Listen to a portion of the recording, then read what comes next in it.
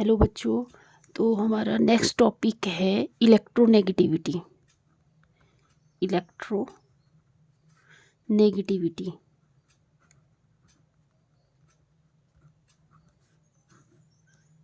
ठीक है। अब ये जो इलेक्ट्रोनेगेटिविटी है, ये सेम टॉपिक हमारा जो इलेक्ट्रॉन गेन एंथैल्पी है उसी की तरह ही है। ठीक है। तो पहले तो इसकी डेफिनेशन पता होना चाहिए आपको, क्या होती है इलेक्ट्रोनेगेटिविटी की definition. The tendency of an atom to attract share pair of electron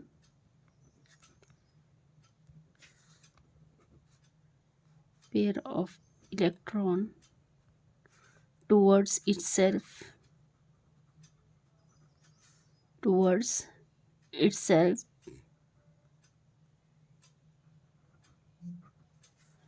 in a covalent bond। ठीक है। तो क्या होता है ये इलेक्ट्रोनेगेटिविटी? एटम की टेंडेंसी जो इलेक्ट्रॉन को अपनी तरफ अट्रैक्ट कर सकता है, ठीक है, उसको क्या बोलते हैं हम? इलेक्ट्रोनेगेटिविटी बोलते हैं। और ये कहाँ पे एग्जिस्ट करता है? कोवलेंट बॉन्ड में ही एग्जिस्ट करती है इलेक्ट्रोनेगेटिविटी। ठीक है। जैसे आपको पता है HCl का केस लें तो जो Cl है वो ज़्यादा इलेक्ट्रोनेगेटिव है और हाइड्रोजन कम है, तो Cl क्या करेगा? अपनी तरफ इलेक्ट्रॉन को खींचेगा। मतलब आपको पता है, जैसे आपने ये हाइड्रोजन का एटॉमिक नंबर 1 होता है, वैलेंसी 1 होती है, और क्लोरीन के एटॉमिक नंबर 17 होता है। 1s2 2s2 2p6 3s2 3p5। ठीक है, 2 10 12 17। तो आउटर मोस्ट शेल में कितने इलेक्ट्रॉन होते हैं? 7। अब इसको इलेक्ट्रॉन ये क्या करता है, क्योंकि इसको एक इलेक्ट्रॉन की ज़रूरत है, तो ये क्या कर लेता है? एक इलेक्ट्रॉन यहाँ से शेयर कर लेता है। ठीक है।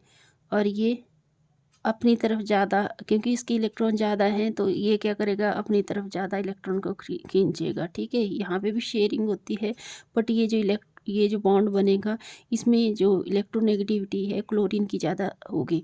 तो इसको हम जो क्लोरीन है उसको पार्शली नेगेटिव चार्ज से डिनोट कर लेते हैं, और H को पार्शली पॉजिटिव से डिनोट कर लेते हैं। ठीक है।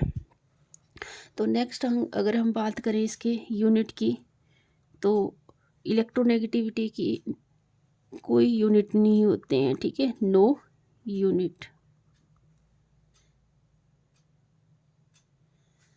फिर है factors on which electronegativity depends. कौन कौन से फैक्टर हैं जो इलेक्ट्रोनेगेटिविटी के ऊपर डिपेंड हैं? सबसे पहला तो न्यूक्लियर चार्ज।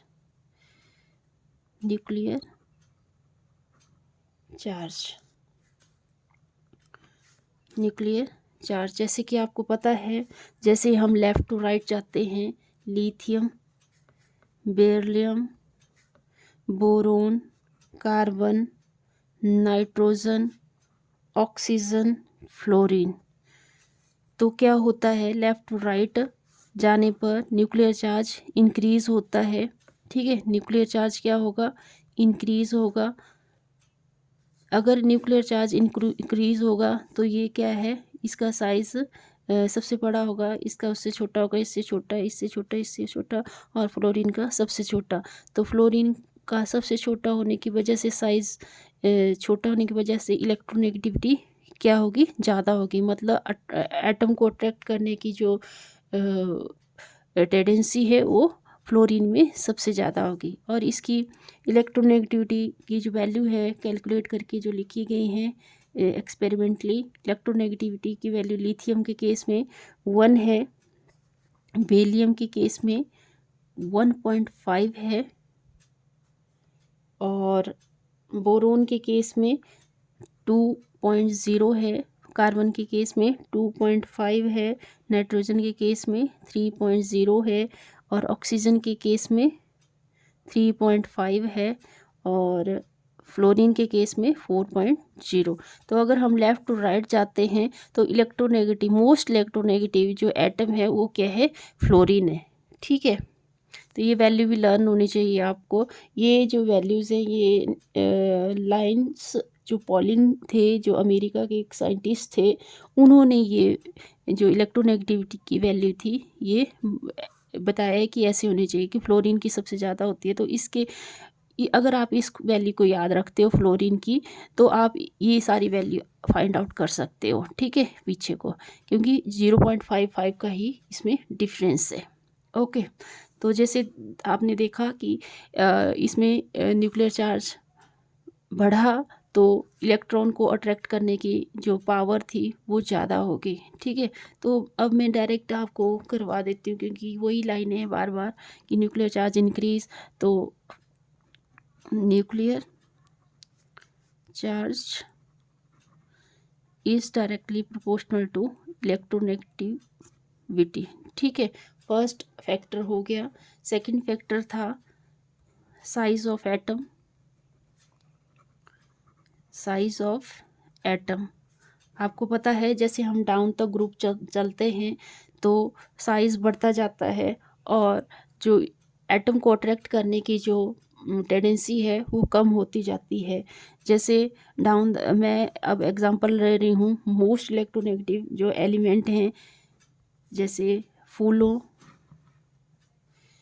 कलियों, बहारों, इंडिया, आओ, fluorine, chlorine, bromine, iodine, astatine. ठीक है, तो इसका जो एक्सपेरिमेंटली जो वैल्यू निकाली गई थी वो थी 4.0। ठीक है, तो नीचे को क्या हुआ, इसकी वैल्यू कम होती गई। क्लोरीन की इलेक्ट्रोनेगेटिव की वैल्यू होती है 3, ब्रोमीन की इलेक्ट्रोनेगेटिव की वैल्यू होती है 2.8 और आयोडीन की इलेक्ट्रोनेगेटिविटी की वैल्यू होती है 2.5 और एस्टेटाइन का जो इलेक्ट्रोनेगेटिविटी की वैल्यू होती है वो होती है 2.2। तो हम जैसे ही डाउन द ग्रुप जा रहे हैं तो देखो इलेक्ट्रोनेगेटिविटी की वैल्यू क्या हो रही है, डिक्रीज हो रही है। ठीक है, तो अब आपको पता है नंबर ऑफ सेल्स बढ़ जाते हैं तो इसका साइज बढ़, down the group size of atom क्या होता है, इंक्रीज होता है। तो हम कह सकते हैं कि इलेक्ट्रोनेगेटिविटी इन्वर्सली प्रोपोर्शनल है साइज के, एटॉमिक साइज के। सेम ट्रेंड है वही जो हमने पीछे जितने भी जैसे ionization enthalpy, electron gain enthalpy और इलेक्ट्रोनेगेटिविटी, सेम ट्रेंड है ये। ठीक है, ऐसे ही है।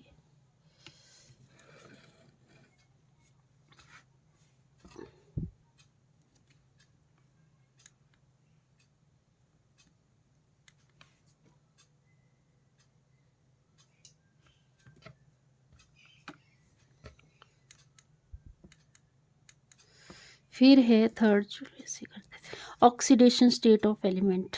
Oxidation state of elements, oxidation state of elements का तो आपको पता ही है। जैसे इलेक्ट्रोनेगेटिव जो वैल्यू आएगी वो डायरेक्टली प्रोपोर्शनल हो गए ऑक्सीडेशन स्टेट की। मतलब ऑक्सीडेशन स्टेट एलिमेंट की अगर इंक्रीज होती है तो इलेक्ट्रोनेगेटिविटी भी इंक्रीज होती है। As the oxidation state of the element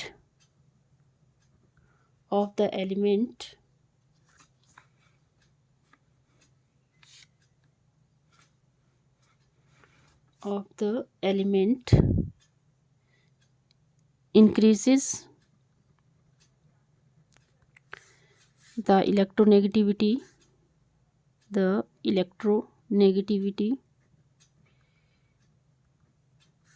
increases। ठीक है, मतलब आपको पता है Fe 3 पॉजिटिव और Fe2 पॉजिटिव का एग्जांपल लें तो आयरन का जो ऑक्सीडेशन स्टेट है +3 और इस साइड में ऑक्सीडेशन स्टेट है +2। तो आप देख रहे हैं कि जो आयरन है, आयरन का ऑक्सीडेशन स्टेट ज़्यादा है, मतलब ये 3 पॉजिटिव है ना ये, तो ये क्या है, इसका ऑक्सीडेशन स्टेट है, तो ये क्या है, इसका ज़्यादा है, तो इसकी इलेक्ट्रोनेगेटिविटी भी क्या होगी, ज़्यादा होगी। फिर फोर्थ केस है स्टेट ऑफ हाइब्रिडाइजेशन। ये नेक्स्ट चैप्टर में आप पढ़ोगे तब आपको पता लग जाएगा कि क्या होता है hybridization. State of hybridization, hybridization 3 तरह की होती है, sp, sp2, sp3, ठीक है।